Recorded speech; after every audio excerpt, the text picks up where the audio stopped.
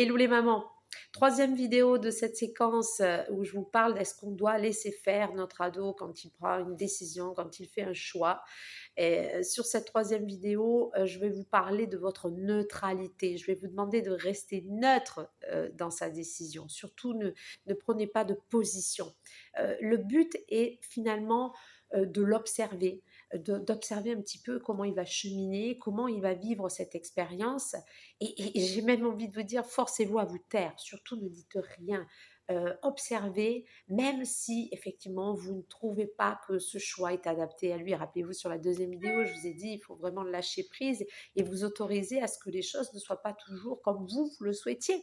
Mais en tout cas, c'est réellement un apprentissage de la vie que votre enfant est en train de faire. Et puis surtout, félicitez-le. Félicitez-le dans cette découverte, dans cet apprentissage. Dites-lui que chaque réussite doit être remerciée, chaque réussite doit être comment dire, célébrée, même si c'est pas parfait.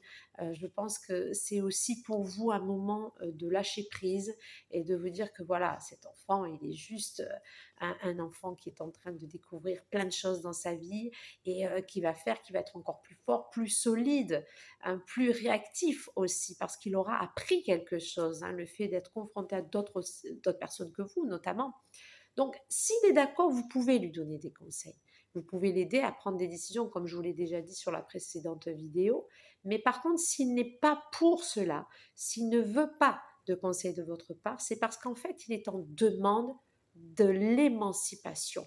Il a besoin, ce besoin féroce de s'émanciper, de pouvoir vivre les choses seul, même s'il se trompe. Je pense qu'il est conscient finalement en lui, et plus il veut s'émanciper, et mieux c'est. Et mieux c'est parce que ça veut dire qu'il a vraiment pas la peur au ventre, lui. Il sait ce qu'il a à faire. Donc voilà, laissez-le se tromper. Vraiment, si c'est le cas, laissez-le se tromper. Euh, j'ai envie de vous dire, c'est un petit peu, vous devez l'accompagner un petit peu comme si vous étiez en train de parler à une amie et qu'elle est en train de prendre une position sur une situation.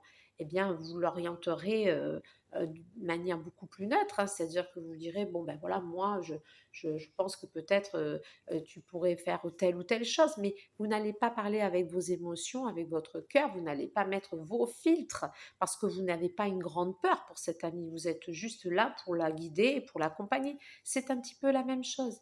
Voyez votre ado un peu comme un adulte. Voilà.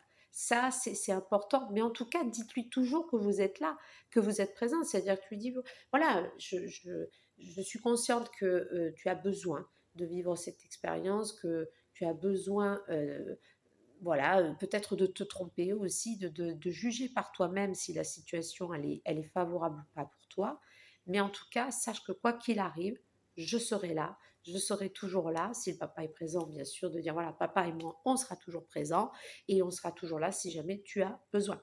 Et vous voyez que déjà dans son esprit, c'est très différent parce qu'il sait qu'il est là devant voilà, un espace de possibilités et que il peut se tromper, mais que même s'il se trompe, papa et maman sont toujours là pour l'observer, pour veiller à ce que tout se passe bien. Mais en tout cas, voilà, s'il doit trébucher, laissez-le trébucher.